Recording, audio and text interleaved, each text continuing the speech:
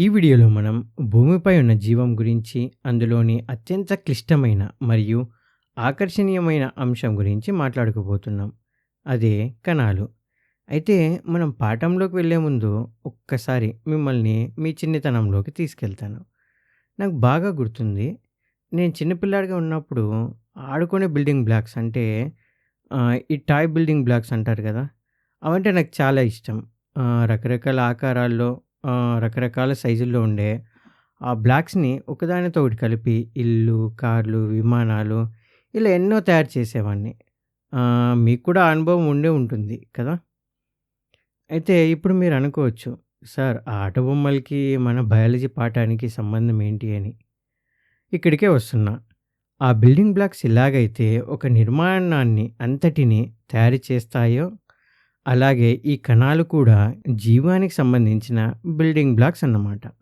మన text book పరిభాషలో చెప్పాలంటే, ఇవి జీవుల నిర్మాణాత్మక ప్రమాణాలు. అంటే బిల్డింగ్ బ్లాక్స్ ఆఫ్ లైఫ్.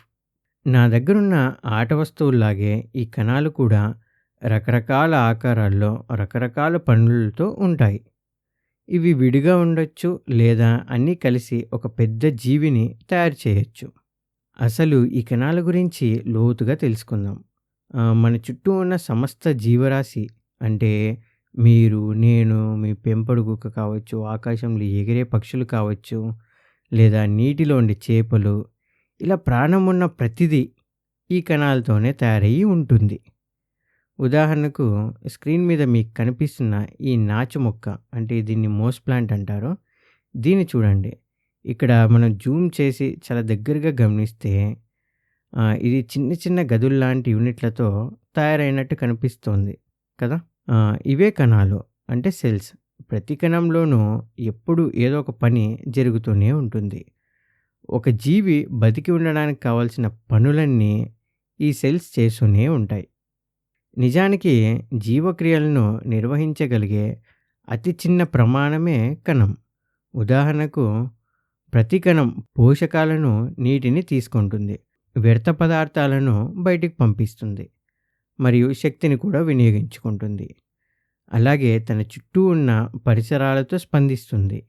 ఈ పనులన్నీ చేయడం వల్లే జీవం అనేది సాధ్యమవుతుంది. కణాలనేవి ఎన్నో రకాలుగా ఉంటాయి.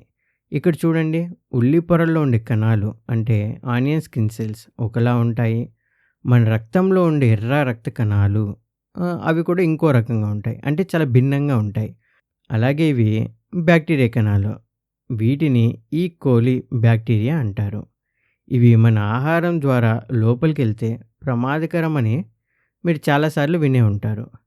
ఈ కణాలన్నీ చూడ్డానికి చాలా అద్భుతంగా ఉన్నాయి కదా! కానీ వీటిని మనం మామూలు కళ్ళతో చూడలేం. ఎందుకంటే ఇవి చాలా, అంటే చాలా చిన్నగా ఉంటాయి. వీటిని చూడాలంటే మనకు ఖచ్చితంగా సూక్ష్మదర్శిని అంటే మైక్రోస్కోప్ కావాలి. ఇప్పుడు మీరు చూస్తున్న ఈ చిత్రాన్ని ఒక మైక్రోస్కోప్ సహాయంతో తీసినవే. ఇంకొక ఆసక్తికరమైన విషయం ఏంటంటే, కొన్ని జీవులు కేవలం ఒకే ఒక్క కణంతో తయారై ఉంటాయి. మరికొన్ని జీవులు అనేక కణాలతో తయారై ఉంటాయి. ఒకే కణాలతో తయారైన జీవుల్ని మనం ఏకకణ జీవులు అంటే యూనిసెల్యులర్ ఆర్గానిజమ్స్ అని అంటాం. యూని అంటే తెలుసు కదా, ఒకటి అని అర్థం. అదే అనేక కణాలతో తయారైన వాటిని బహుకణ జీవులు అంటే మల్టీ సెల్యులర్ ఆర్గానిజమ్స్ అంటాం. మల్టీ అంటే కూడా తెలుసు కదా, చాలా అని అర్థం. ఏకకణ జీవులకు మంచి ఉదాహరణ మనం ఇందాక చూసిన ఈ కోలి బ్యాక్టీరియా. ఇందులో ఒకే ఒక్క కణమే దానికి కావాల్సిన పోషకాలను తీసుకోవడం, ప్రత్యుత్పత్తి జరపడం, బతకడానికి కావాల్సిన పనులన్నీ చేయడం అన్నీ ఇదే చూసుకుంటుంది. అదే బహుకణ జీవులకు ఉదాహరణగా తీసుకుంటే మీరు, నేను, లేదా మన కంటికి కనిపించే చాలా రకాల జంతువులు. బహుకణ జీవుల్లో కణాలు తరచుగా ప్రత్యేకమైన పనుల్ని నిర్వర్తిస్తాయి. ఉదాహరణకు మన శరీరంలో కొన్ని కణాలు పోషకాలను గ్రహించడానికి పనిచేస్తే, మరికొన్ని మెదడు నుంచి వచ్చే సమాచారాన్ని చేరవేస్తాయి. అంటే నాడుల నుంచి వచ్చే సమాచారాన్ని. ఇంకొన్ని బ్యాక్టీరియా, వైరస్ల నుండి మనల్ని రక్షించడానికి పనిచేస్తాయి. మళ్ళీ మన బిల్డింగ్ బ్లాక్స్ ఉదాహరణకి వద్దాం. ఒక విమానాన్ని తయారు చేయాలంటే రకరకాల సైజుల్లో, రకరకాల రంగుల్లో ఉన్న ప్రత్యేకమైన బాక్స్ ఎలా అవసరమో, ఒక పెద్ద జీవిని, ఉదాహరణకు ఈ చిన్న పిల్లిని తయారు చేయడానికి కూడా రకరకాల నిర్మాణం, రకరకాల విధులు కలిగిన కణాలు కలిసి పనిచేస్తాయి. కాబట్టి ఈరోజు పాఠంలో మనం ఏం నేర్చుకున్నాం? కణాలు జీవానికి అతి చిన్న ప్రమాణాలు. సమస్త జీవరాశి కణాలతోనే నిర్మితమైంది.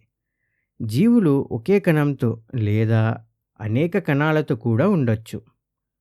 బిల్డింగ్ బ్లాక్స్ లాగానే కణాలు కూడా జీవాన్ని నిర్మిస్తాయి.